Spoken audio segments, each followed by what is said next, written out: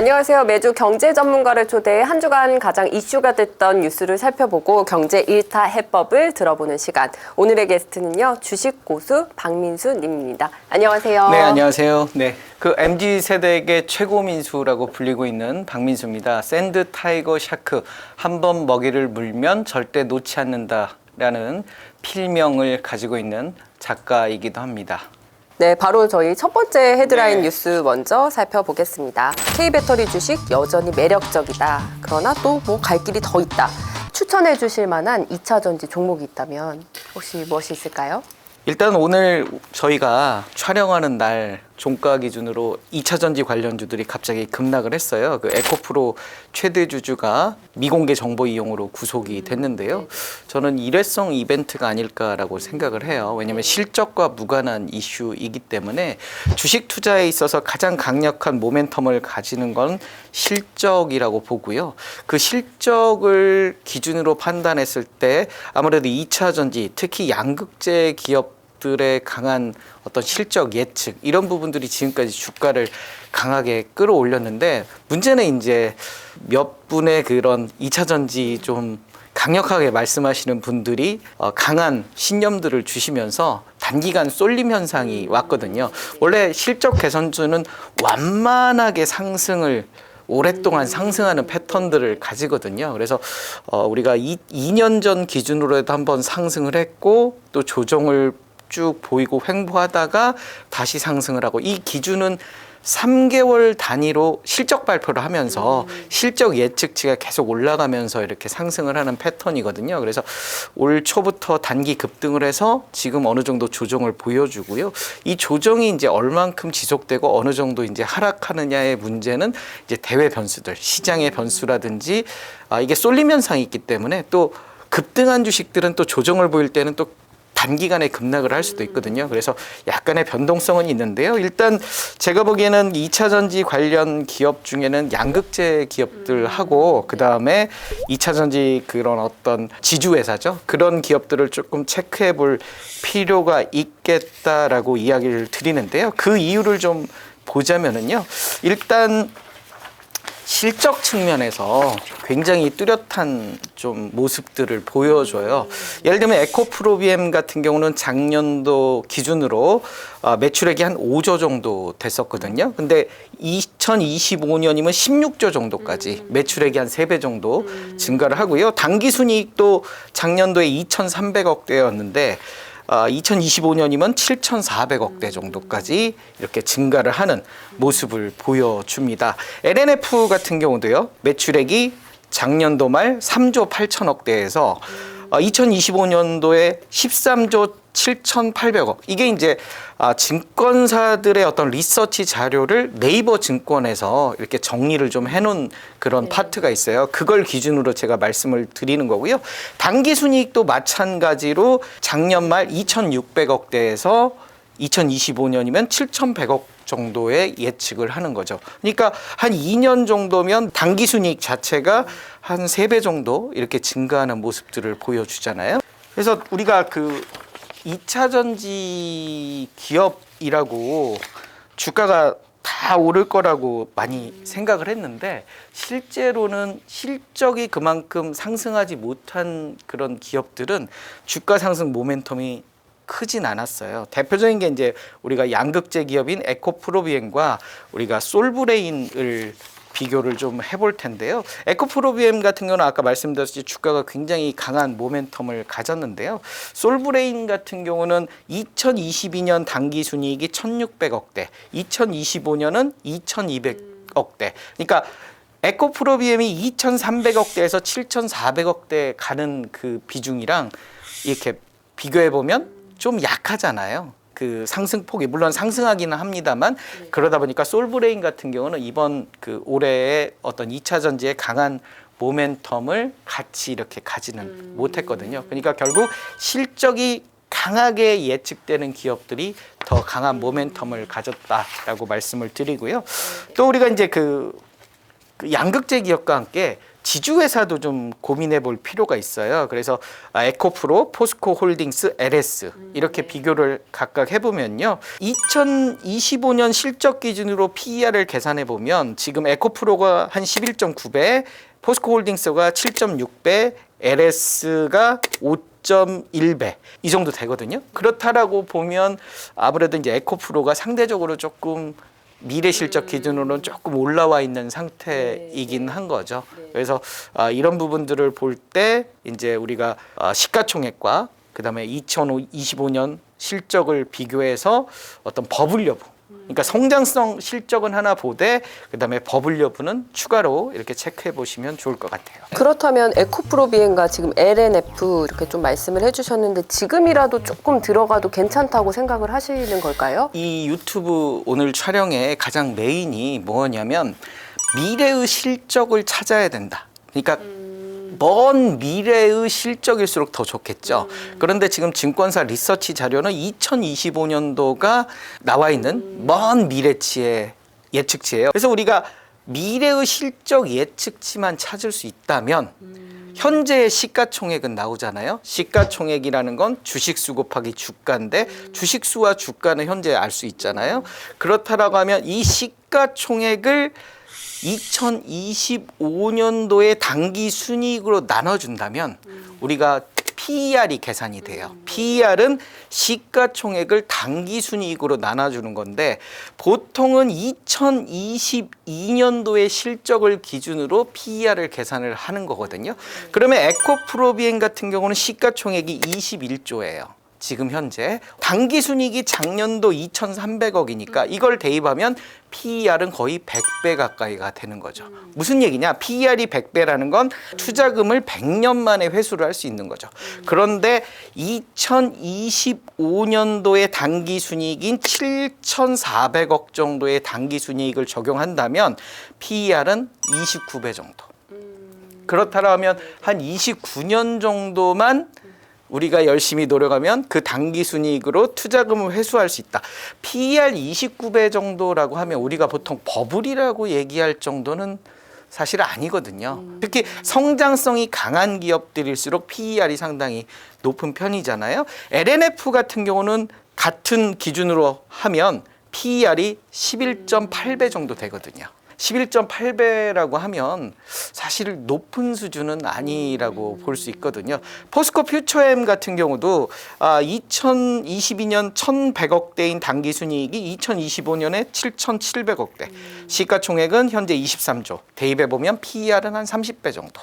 그렇다면 조금 2차 전지가 장기적으로는 투자하기 어쨌든 좋은 종목이겠네요. 우리가 이제 2년 후 뭐 3년 후 이런 실적 예측치를 대입을 해본다면 지금 현재 나와 있는 뭐 방산주라든지요, 그 다음에 뭐 로봇이라든지 뭐 비메모리 반도체라든지 뭐 엔터라든지 이런 기업들을 대비해 봤을 때 그 퀸텀 점프하는 수준이 다른 업종과는 좀 비교할 수 없을 정도로 한 2025년까지는 이 성장 속도가 굉장히 높다라고 예측을 하는 거죠. 다만 단기간에 급등을 과하게 했고 그거에 대한 이 조정 현상이 있었고 오늘같이 어떤 심리적인 이벤트가 있으면 이게 충격을 좀 세게 받을 수도 있고요. 또 공매도 물량이 지금 많이 있어요. 그래서 공매도 같은 경우는 우리가 빌려서 파는 거잖아요. 그러니까 주가가 높을 때 빌려서 팔고 주가가 떨어지기만을 바라기 때문에 이 매도 물량 에는 또 장사가 없잖아요. 그렇기 때문에 이런 충격의 물량들이 나오면서 시장을 단기간에 이렇게 급락을 시키는 건데 저 같은 경우는 2차 전지의 그 어떤 모멘텀은 첫 번째로는 정책적인 변수들이 중요하다고 생각을 해요. 그런데 우리의 정책적인 변수는 당연히 우리 정부는 밀어줄 거잖아요. 미국의 정책적인 변수가 굉장히 중요하다고 생각을 하는데요. 미국이 지금 2032년까지 전기차의 신차 판매 비중을 67%까지 올려라 라고 바이든 정부가 발표를 했어요. 그런데 작년 기준으로 몇 프로냐? 6%밖에 안 돼요. 그러니까 신차를 100대 팔면 6대만 전기차인 거죠. 이 비중을 67대까지 올려야 되니까 앞으로 9년 정도 사이에 어찌됐든 10배 정도의 그 전기차의 포션이 늘어나야 된다는 거죠. 뭐 시장이 포화 상태가 될 거다. 그리고 경쟁 업체가 많이 생길 거다. 뭐 일본이나 중국의 업체들이 넘볼 거다. 또 유럽은 가만히 있겠느냐. 뭐 이런 여러 가지 말씀들이 있는데 일단 9년 동안의 그런 어떤 시장의 캐파를 봤을 때는 고속 성장할 수 있는 그런 정책적인 변수들이 일단 마련이 되어 있다라고 생각을 하고요. 두 번째로는 그 증권사에서 어떤 이 2025년 예측치들을 보면 이렇게 성장한다고 이렇게 하는 이야기들을 하고 있거든요. 그렇다면 어찌됐든 매출액이라든지 당기순이익이라든지 이런 걸 봤을 때는 꾸준하게 지속적으로 상승하는 그런 여력들이 있기 때문에 조정을 보이다가 어느 정도 횡보하다가 실적 발표를 하면서 그 실적의 컨센서스를 맞춰서 한번 이렇게 계단식으로 올라가는 그런 패턴들을 꾸준하게 보여줄 수 있다. 단기적으로는 좀 충격을 받을 수 있지만 이번 조정이 끝나면 어느 정도 이렇게 안정세를 보이다가 다시 이렇게 상승을 이렇게 한번 모색하는 그런 측면들이 있을 것 같아요. 그렇다면 2차 전지 이 조정이 바로 매수의 기회가 될 수도 있겠네요. 그래서 이제 저 같은 경우는 일단 실적이 개선되는 기업은 조금이라도 매수를 하고 그 다음 스텝을 밟거든요. 그러니까 한 번에 다 매수를 하는 게 아니고 일단 매수를 한 다음에 내가 매수했던 가격 대비해서 일정 비율이 내려가는, 그러니까 저평가다라고 생각을 하면 마이너스 한 10% 수준, 10,000원에 샀으면 9,000원, 8,000원 이런 식으로요. 아니면 한 20% 손해 볼 때마다. 그러니까 10,000원에 샀으면 8,000원, 6,000원 이런 식으로 해서 저점 매수가, 왜냐하면 가격이 주가가 낮아질수록 우리가 이 미래 PER은 계속 낮아지는 상태가 되거든요. 그러면 저평가 상태가 되기 때문에 이런 부분들을 좀 고려해서 투자를 할 필요가 있겠다. 그리고 우리가 CPI라고 소비자 물가지수 미국 발표를 했는데 처음으로 20몇 개월 만에 5% 미만으로 떨어졌거든요. 그런데 미국의 금리는 지금 5.25%잖아요. 그렇다면 금리가 이 물가 상승보다 높아지는 이런 상황이 됐어요. 그렇기 때문에 미국 정부 입장에서는 이제 금리를 더 높이기에는 좀 모멘텀이 약해질 수 있거든요. 근데 성장주하고 금리 인상하고는 상극이거든요. 그러니까 금리가 인상될수록 어떤 모험 자본, 주식 같은 자본에 투자하는 그런 어떤 의욕은 많이 좀 낮아지고 안전자산 쪽으로 가게 되어 있거든요. 그런데 이 금리가 상당 부분 이제 이렇게 횡보를 하거나 내려간다면 어찌됐든 성장주에게는 좋은 그런 기회가 될 수도 있는 부분이기 때문에 이런 어떤 정책적인 부분, 대외 금리 이런 부분, 그리고 실적 개선 이런 측면을 종합적으로 본다면 일단 조금이라도 좀 매수를 해두고 그 다음 스텝을 좀 고민해 볼 필요도 있겠다. 우리가 떨어질 것 같지만 또 안 떨어지고 갈 수도 있고 그렇다면 내가 언제 사야 되지? 이런 고민 속에 그냥 지나버릴 수도 있거든요. 그래서 만약에 이런 실적 개선세를 예상을 했다면 일단 매수를 해두고 다음 스텝을 좀 고민해보는. 그래서 아까 에코프로비엠과 LNF와 포스코 퓨처엠의 미래 PER을 계산을 해봤잖아요. 에코프로비엠과 포스코 퓨처엠은 PER이 거의 30배 정도, LNF는 11.8배. 그래서 이런 실적 기준으로만 놓고 보면 LNF가 상대적으로 좀 저평가되어 있는 부분이 있는 거죠. 2025년 기준으로 당기순이익은 서로 7천억대로 비슷해요. 그런데 이제 시가총액에서 20조 대와 그다음 8조 대 이 차이가 있으니까 그래서 어찌됐든 이 부분의 갭은 결국 시간이 해결해 주는 부분들이 있거든요. 그래서 지금 당장 뜨거운 관심을 받는 어떤 쏠림 현상은 에코프로비엠과 포스코 퓨처엠이 아무래도 이제 그 유튜브에 나오시는 전문가분들이 이 두 기업을 많이 강조를 하다 보니까 그런 부분이 있는데 그냥 매출액과 당기순이익 기준으로 봤을 때는 LNF가 상대적으로 좀 시가총액과 비교해 보면 저평가돼 있는 그런 상황인 거죠.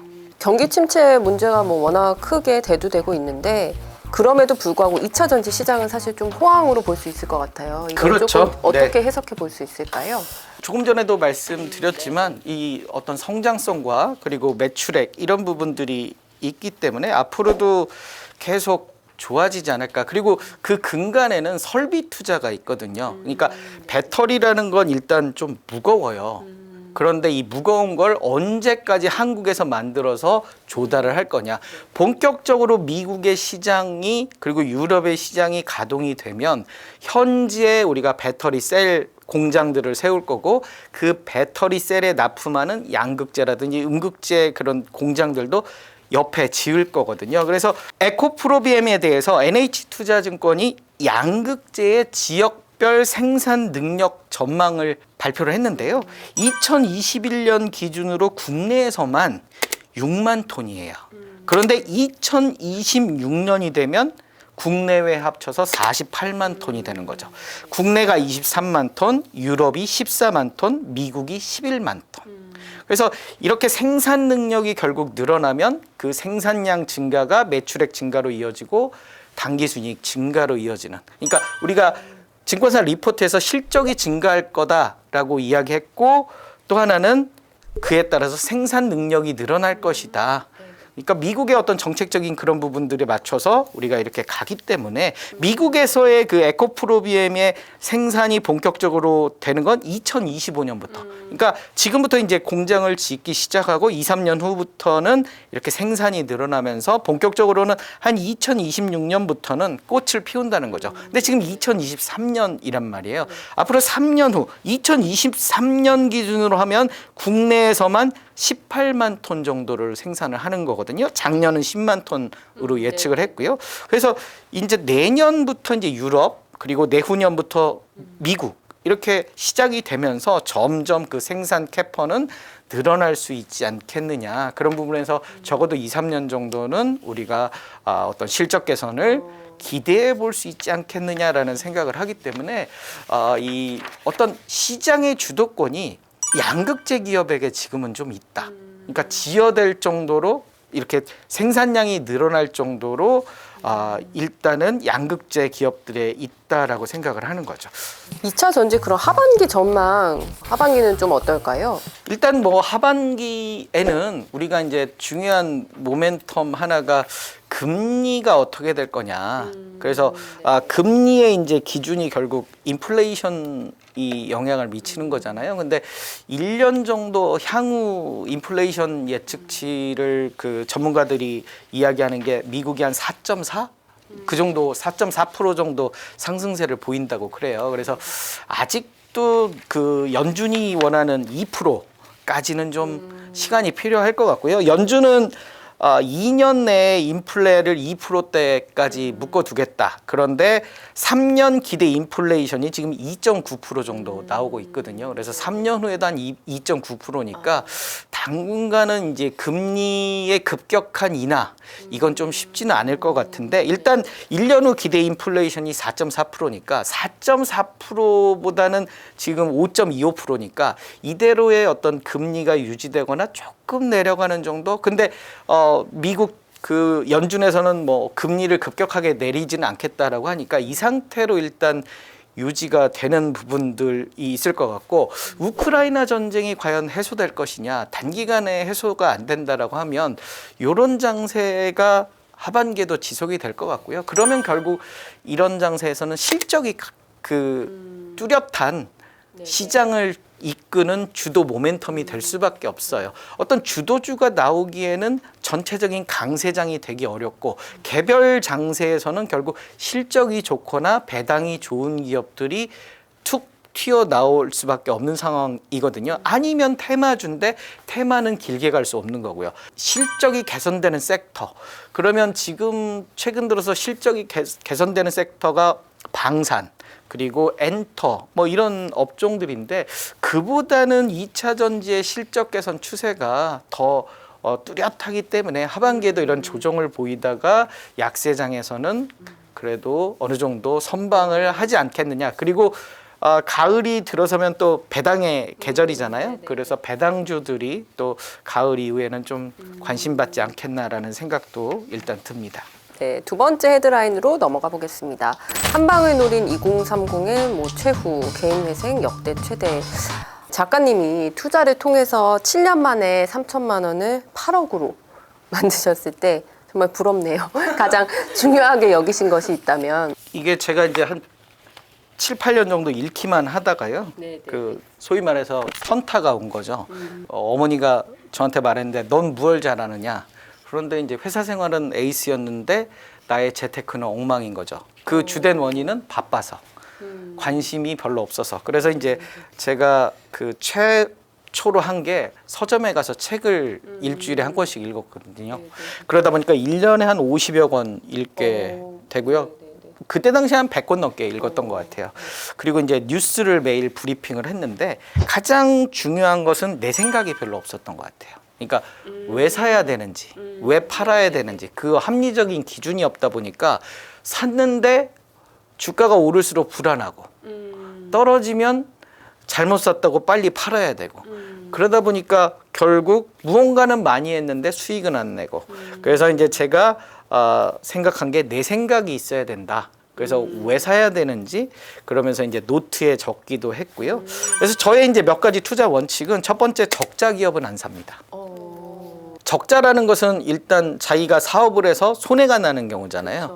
그러다 보니까 돈이 없고 돈이 없으니까 투자자에게 무언가를 투자를 받아야 되는데 보통은 주식을 팝니다. 그걸 이제 유상증자라고 하는데 주가 희석 효과가 굉장히 커요. 그러니까 시가총액은 주식수 곱하기 주가인데 주식수가 늘어난 만큼 동일한 시가총액을 유지하려면 주가가 내려가야 된다는 거죠. 그래서 나는 아무 짓 안 했는데 장기 투자하면 투자할수록 계속 이렇게 주가가 빠지는. 그래서 바이오 기업들이 적자가 많잖아요. 그래서 저 같은 경우는 바이오 기업들은 좀 적자 바이오 기업은 사지 않는다라는 원칙을. 이제 성장성을 보고 들어가는 경우들이 또 있잖아요. 적자여도 이제 성장성은 앞으로 나아질 수도 있다. 그래서 저는 이제 보여지는 수치, 그러니까 증권사의 리포트라든지 이런 부분들로 확인할 수 있는 성장성이 있지 않는 한 불확실한 미래에는 투자를 하지 않거든요. 그러니까 명확하게 숫자로 나오는 성장성을 기준으로 투자를 좀 하고요.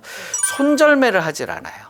왜냐? 우리가 2년 후에 성장성, 실적 개선을 알기 때문에 오히려 저점 매수 관점에서 추가 매수가 들어가거든요. 그러니까 처음에 다 사지 않고 한 두세 번 나눠 사겠다. 내 생각이 틀릴 수도 있기 때문에 다음 스텝을 밟아두는. 그래서 제가 이제 밈으로 뭐 오히려 좋아 고맙다라는 밈을 하나 만들어줬는데요. 뭐냐면 이제 떨어질수록 추가 매수로 오히려 좋아.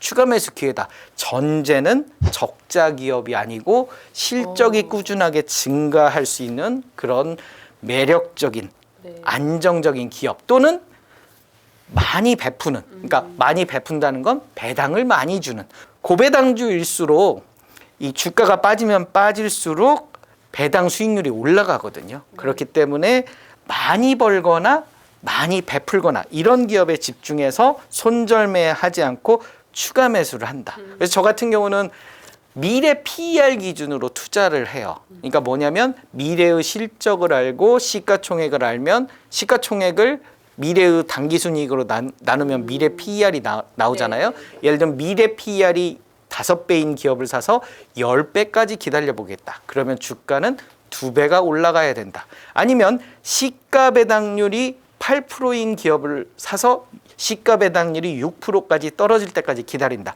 그러면 주가는 30% 정도 올라야 된다라는 원칙으로 투자를 합니다.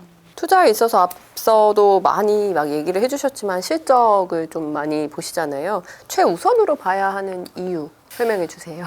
리스크가 가장 적어서 그래요. 그러니까 우리가 작년도, 재작년도 이렇게 동학개미 운동이죠. 동학개미 운동할 때 어떤 주식을 사든지 막 다 올랐단 말이에요.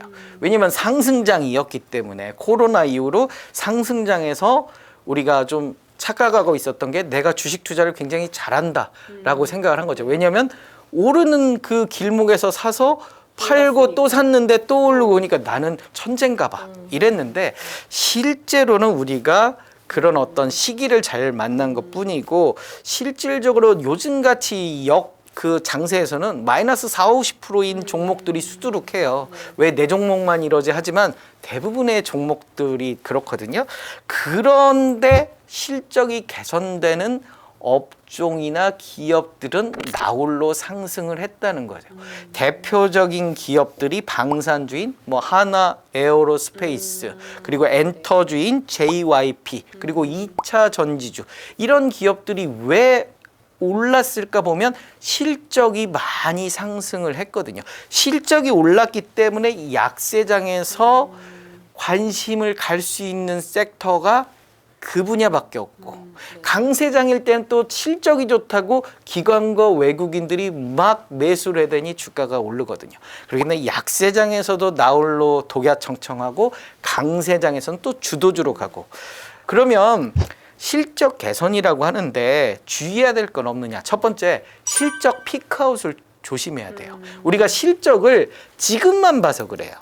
그러니까 꾸준하게 실적이 올랐는데 그래서 실적이 굉장히 좋은 기업인데 앞으로 더 좋아야 하잖아요. 내가 산 다음에 실적이 더 좋아야 되는데 내가 산 다음에 실적이 나빠지면 결국 나는 고점에 물리는 거거든요. 근데 왜 우리가 그러냐면 과거에 너무 연연해서 그래요. 예를 들면 우리가 시젠 같은 경우가 코로나19로 2020년과 2021년에 그야말로 대박을 맞았어요. 우리가 진단키트 이슈로 실적이 너무 많이 올랐는데 코로나가 지금 많이 꺾이면서 실적이 나빠지고 앞으로 2, 3년 후 실적도 2020년과 2021년의 영광을 찾기 어렵거든요. 그렇다고 하면 우리가 2020년 너무 좋을 때 그때 사서 긴 호흡으로 가져가 버리면 이렇게 실적이 꺾이거든요. 반도체 같은 경우도 예를 들면 올해 실적이 굉장히 안 좋잖아요. 그런데 이제 우리가 작년이나 재작년 좋을 때 사서 이게 더 갈 거다 하지만 이 사이클 산업은 이렇게 꺾여버리잖아요. 그래서 보통 반도체 같은 사이클은 2, 3년 정도에서 이 상하 반복을 하기 때문에 실적이 안 좋을 때 사서 오히려 실적이 좋을 때 팔아야 되는 이런 사이클이 반복되는 기업은 그렇게 하는 거고요. 성장주들은 실적이 꾸준하게 상승하는 기업들은 사놓고 기다려버리는 증권사의 리포트가 나와서 실적이 꺾이기 전까지는 계속해서 홀딩해서 가는 그런 모습을 보여주는 게 좋겠다. 우리가 공시 같은 경우도 실적에 좀 집중을 해서 투자 판단을 할 필요가 있어요. 예를 들면 무상증자한다라고 해서 우리가 주가가 단기 급등을 하는데요. 무상증자 자체가 실적과 사실 상관이 없는 거거든요. 주식수를 나눠서 이렇게 한 개짜리 주식을 두 개로 나눠주는 것 뿐인데 그게 이제 우리가 주식수가 늘어난다 그리고 무상증자를 할 정도로 기업이 좋다 뭐 이런 기대감 때문에 이 발표하고 급등을 하는데 실적과는 사실 무관한 이벤트이기 때문에 이게 무상증자 후 권리락 착시 효과 때문에 한 번씩 상승하지만 무상증자 신주가 나온다면 주가가 이렇게 내려가 버리는 그런 경우들이 많거든요. 그래서 설비 투자라든지 수주 계약 그다음에 실적 증가라든지 그다음에 기업에 대한 어떤 지분 투자 결국 이게 실적으로 늘어나는 공시들이잖아요. 그런 공시들은 공시 발표 후에 주가가 이렇게 안정적으로 상승하다가 실적 발표하고 그만큼 실적이 나오면 한 번 더 뛰는 그래서 우리가 공시도 실적에 포커스를 둬서 판단하면 쉽겠다라고 말씀을 드릴 수가 있어요. 246 전법에 대해서 한번 설명해 주세요. 아, 이게 이제 그 제가 사실 침착맨에 나가서 웃자고 얘기했다가 이게 상당히 관심을 갖게 됐는데요.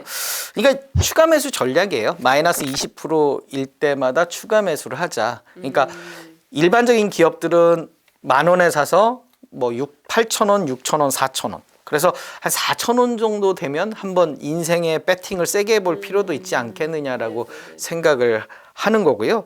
배당주 같은 경우나 뭐 저퍼 한 PER이 10배 미만이면 한 마이너스 10% 정도 이렇게 손실 볼 때마다 추가 매수를 한다든지요. 급등한 주식은 한 마이너스 30%, 뭐 마이너스 50%, 마이너스 60% 이런 식으로 약간 변칙적으로 투자를 할 수 있는 거죠.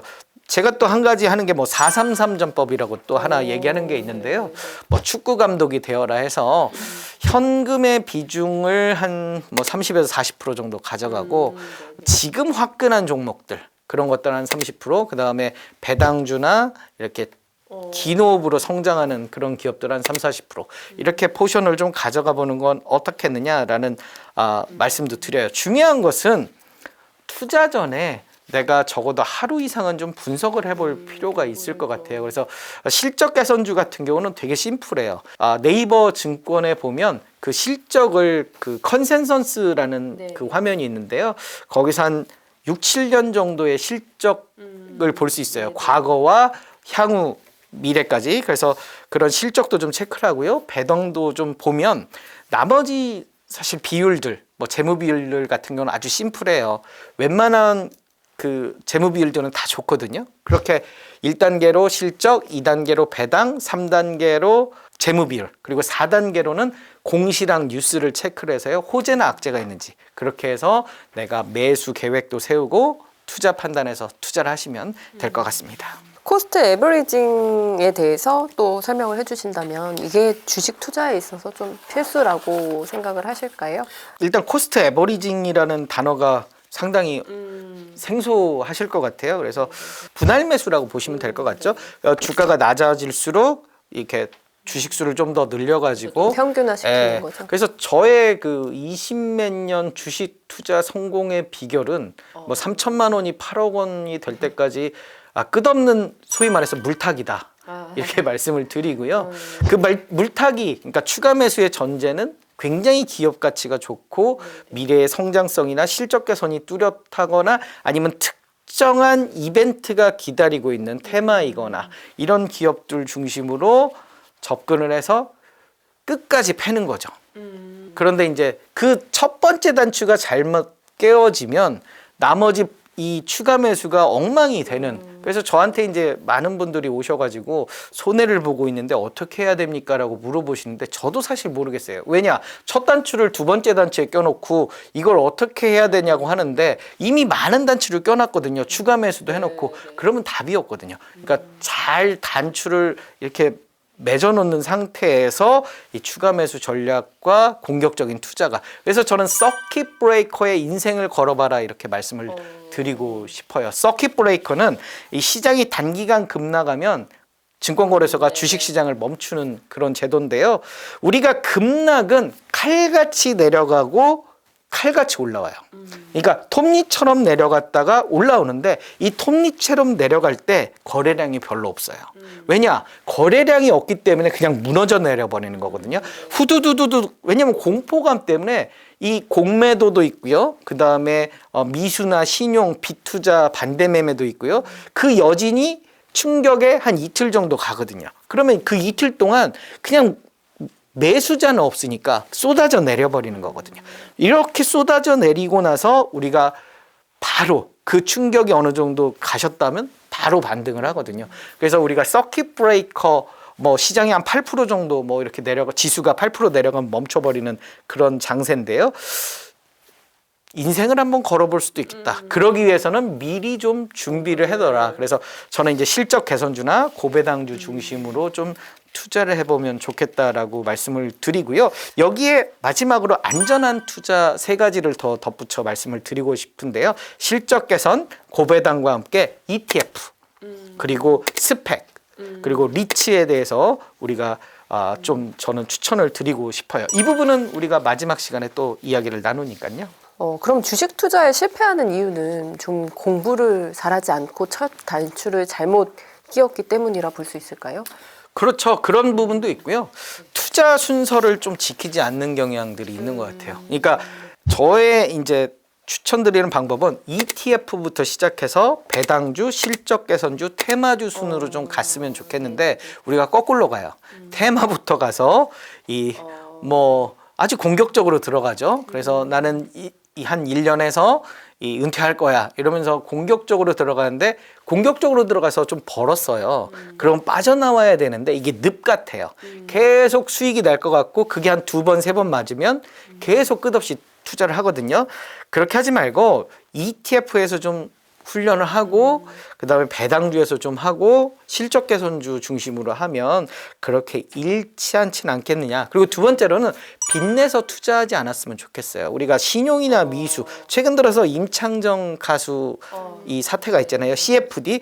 예전에는 CFD가 10배 레버리지를 일으켰어요. 그래서 내가 1,000만 원만 있으면 1억 원까지 배팅을 할 수 있는, 지금은 이제 2.5배 정도 배팅을 하는데요. 어찌됐든 이게 원금까지 잃어버릴 수 있는 그런 리스크가 있기 때문에, 그리고 나의 그 투자 판단이 항상 맞는 게 아니기 때문에 이게 반대매매라는 일정한 그 증거금을 못 맞추면 증권사가 임의로 팔아버리잖아요. 이런 부분들이 있기 때문에 빚내서 좀 투자를 하지 않았으면 좋겠고요. 저는 적어도 3개월 이상 보유를 하겠다라는 투자 전략을 좀 추천을 드리거든요. 그래야만 장기적인 관점에서 실적이라든지 어떤 특정한 어떤 이벤트 이런 것들을 기대하고 하는데 우리가 너무 보유 기간이 짧아요. 뭐 하루나 이틀 아니면 하루에도 몇 번씩 막 이러다 보니까 그걸 모아놓고 보면 수익인 것 같지만 손실인 경우도 많고요. 그렇기 때문에 저 같은 경우는 한 10년이나 이렇게 긴 호흡으로 내다보고 투자를 하는데요. 조금은 좀 중장기 관점에서 투자를 했으면 좋겠다. 그리고 마지막으로 조언 드리는 건 적자 기업은 사지 마라. 제가 주식시장 20여 년 경험 중에 가장 큰 리스크는 주가 희석. 그러니까 주식수가 늘어나는 거. 주식수 늘어나는 기업만 피하면 장기 투자가 가능하다. 그래서 적자 기업은 좀 피했으면 좋겠다라는 말씀을 드려요. 아까 이제 이야기를 해주시려던 부분이에요. 배당과 스펙, 뭐 리츠, ETF, 배당주 투자 일단 한번 살펴볼게요. 배당주 투자 주의 깊게 보아야 할 점이 뭐 또 있을까요? 배당은 이제 세 가지죠. 시가 배당률, 배당 성향, 그리고 실적. 시가 배당률은 배당금을 현재 주가로 나누는 거죠. 배당금이 1,000원이고 현재 주가가 10,000원이면 시가 배당률은 10%. 은행에서 10% 이자 받는다면 생각하시면 되겠죠. 그래서 저는 15%짜리 인생 배당주를 찾으면 굳이 팔지 마라. 그냥 15%짜리 배당을 받으면 평생 갖고 가도 괜찮다라는 생각이고요. 거기에 이제 중요한 건 실적이 꾸준해야 돼요. 실적이 꺾여버리면 배당을 못 하는 수도 있거든요. 그래서 예를 들면 한국가스공사 같은 경우는 실적이 악화돼서 배당을 최근에 못 했거든요. 그리고 삼성증권이나 미래에셋 같은 경우도 실적이 반토막 났는데 배당도 반토막이 났어요. 그렇기 때문에 실적이 꾸준하게 유지되는지 여부. 그래서 우리가 실적을 2, 3년 후에 실적 예측을 꼭 체크하라는 이유가 이 배당주에 있어서도 중요한 거죠. 최소한 실적은 그 정도 유지되거나 실적이 올라가거나 이럴수록 좋다는 거죠. 그리고 마지막으로 이제 배당 성향은 내가 번 거 중에 배당을 얼만큼 하느냐. 예를 들면 단기 순이익이 100억인데 배당을 50억 했다. 그러면 배당 성향은 50%인 거죠. 이게 배당 성향이 매년 일정한데 실적이 크게 늘었다면 그러면 배당액이 늘 거다라는 예측이 가능한 거고요. 배당주는 이제 연초에 사서 연말에 팔아라 이런 말씀을 드리고 싶어요. 우리가 찬바람 불 때 배당주라는 말을 많이 하는데요. 그건 뭐냐면 찬바람 불 때 배당주를 팔라는 얘기예요. 찬바람 불 때 사는 게 아니라 찬바람 불 때 이제 배당 시즌이 가까이 오면서 배당주가 오르거든요. 그래서 연초에 좀 사서 연말에 좀 파는 그런 투자 전략도 좋겠다. 그리고 이제 아무래도 이제 배당 가능 이익이라든지 이익 잉여금 현황 그리고 잉여 현금 흐름 이런 부분들을 좀 체크해 볼 필요가 있어요. 잉여 현금 흐름 뭐 FCF라고도 우리가 얘기하는데요. 삼성전자 같은 경우는 잉여 현금 흐름의 한 50% 정도를 우리가 몇 년간의 그 잉여 현금 흐름을 배당으로 하겠다 이런 것들도 있고요. 배당의 재원은 대부분 이익 잉여금 그러니까 남는 우리가 수익에서 우리가 배당을 하는 거기 때문에 적자 기업들은 배당을 하기가 쉽지 않거든요. 그런 측면에서도 이 배당주가 안정적인 투자 대상이 되는 거죠. 잘 벌고 돈을 잘 주는 회사. 약세장에서 특히 배당주들이 굉장히 강해요. 최근 들어서 4월 달부터 5월 초까지 코스피 지수가 한 0.97% 정도 상승을 했는데요. 코스피 고배당 50 지수는 한 3.8% 정도 상승을 했어요. 그래서 시장이 지지부진할 때 오히려 이 배당이 부각이 되면서 강세를 보이기 때문에 요즘같이 좀 시장이 어려울 때는 좀 고배당주에 집중하는 것도 안전하게 투자하는 방법 중에 하나겠죠. 그렇다면 배당주랑 ETF 중에서 조금 종목 몇 개 콕콕 집어주세요. 일단은 개별 종목이랑 비슷한 것 같아요. 지금 아무래도 2차 전지가 앞으로도 좀 뜨거울 것 같고요. 그래서 2차 전지 관련해서 우리가 계속 좀 관심을 좀 가져볼 필요가 있겠다. 그리고 저는 개인적으로 로봇 섹터들도 지금 당장은 좀 어렵겠지만 앞으로 로봇 섹터들의 성장성 이런 부분들도 좀 고민을 해봐야 되지 않을까. 왜냐면 그 협동 로봇이라고요. 사람의 노동력을 도와주는 게 협동 로봇이거든요. 그래서 이런 로봇들이 이제 되게 상용화될 시기가 멀지 않았다라고 생각이 들고요. 왜냐? 고령화 사회 그다음에 최저임금이 계속 올라가고 있어요. 그래서 저는 이제 로봇의 그런 어떤 성장성이 2차 전지 이후에 그 언제 터질지 모르지만 이 가속도가 굉장히 빨라질 것이다. 결국에 그 로봇 산업의 최종 목표는 가정부 로봇이거든요. 이족 보행을 하면서 가정부 역할을 해주는. 근데 지금 이족 보행을 하는 로봇들이 뛰어다니는 그런 시점이 됐거든요. 그래서 최근 들어서 삼성전자가 레인보우 로보틱스의 어떤 지분에 대한 콜옵션을 행사하면서, 만약에 이제 삼성전자가 그 콜옵션을 행사하는 순간 삼성전자는 이제 로봇 산업에 본격적으로 뛰어드는 거거든요. 그래서 최근 들어서 뭐 한 2, 3년 전부터 삼성이 로봇 팀을 만들고, 여기서 팀이라는 건 사장이 헤드거든요. 그래서 하나의 이 로봇 그런 사업들을 지금 일련의 사업들을 하고 있고, 하반기에 그 두산 로보틱스인가요? 그 IPO가 예정이 돼 있거든요. 그래서 이런 부분들이 결국 로봇의 어떤 성장성도 좀 그 언제가 뭐 될지 모르지만 한번 터질 것이다, 저는 생각을 하고요. 그다음에 마지막으로는 삼성전자가 그 비메모리 반도체 분야에서 지금 심혈을 기울이고 있거든요. TSMC와 지금 격차가 더 벌어졌어요. 그래서 TSMC가 지금 한 3년 전만 하더라도 50%대 초반의 시장 점유율이었는데 지금 60%대까지 거의 육박을 해서, 삼성이 이대로 가면 비메모리 반도체 파운드리 시장에서 존재감을 잃어버리는 수가 있거든요. 그렇기 때문에 계속적으로 좀 투자가 일어나지 않을까 싶고요. 그 일환으로 지금 300조를 앞으로 투자하겠다고 했죠. 용인 부근부터 이제 클러스터를 만든다고 했잖아요. 완성품보다는 소부장 기업들이 받는 낙수 효과가 더 클 거라고 생각이 들거든요. 그러니까 반도체 관련해서 뭐 소부장 ETF라든지 이런 부분들도 좀 관심을 가지면 좋을 것 같아요. 한 가지 여기서 그 ETF뿐만 아니라 최근 들어서 이제 현대차나 기아가 환율 효과와 수출 그 기대감에 많이 실적도 좋아지고 주가 상승도 있잖아요. 저는 그 현대차보다는 현대차 우선주를 추천드리고 싶어요. 왜냐, 현대차 같은 경우 오늘 종가와 2022년 배당을 비교를 해보면요, 현대차는 시가 배당률이 3.36%밖에 안 돼요. 근데 우선주는 현대차 우선주가 3개나 있는데요, 한 6.3%에서 6.4% 정도의 시가 배당률이거든요. 예를 들면 현대차가 20만 8천 원이거든요. 그러면 20만 8천 원으로 현대차 한 주를 사느니 현대차 우선주가 11만 원대거든요. 그럼 현대차 우선주 2주를 사면 배당을 더 받잖아요. 2주를 사면서 6.38%의 배당을 받으니 같은 돈으로 왜 현대차를 사느냐, 현대차 우선주를 사는 게 낫지 않겠느냐라고 생각을 하고요. 그런 측면에서 저는 이제 추천드리고 싶은 배당주로 대신증권을 추천 좀 드리고 싶어요. 요즘 증권주들이 많이 좀 주춤하는데요. 뭐 증권사 우선주들이 원래 고배당주의 대표적인 예로 들 수 있거든요. 대신증권의 그 오늘 기준 현재 주가를 보면요, 보통주가 13,000원대예요. 시가 배당률은 9%거든요. 그런데 대신증권 우선주는 시가 배당률이 9.8%대. 그러니까 보통주도 한 9%대가 되고 우선주는 여기 한 1% 정도 더 높은 거죠. 가만히 있어도 연말에 가면 9% 정도의 배당을 받으니 뭐 나쁘지 않은, 저축은행 한 3배 정도 되잖아요.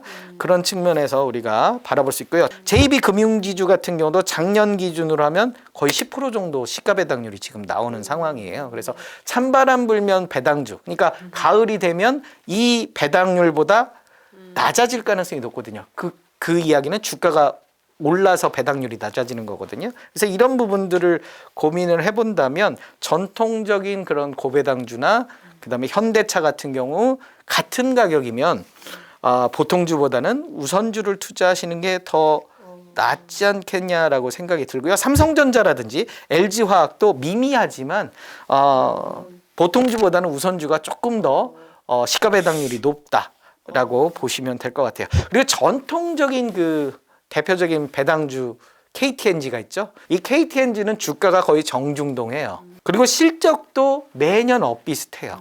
그러다 보니까 안정적인 고배당주. 그런데 KTNG의 지금 작년도 배당 기준으로 현재 주가랑 비교해보면 5.8%대 되거든요.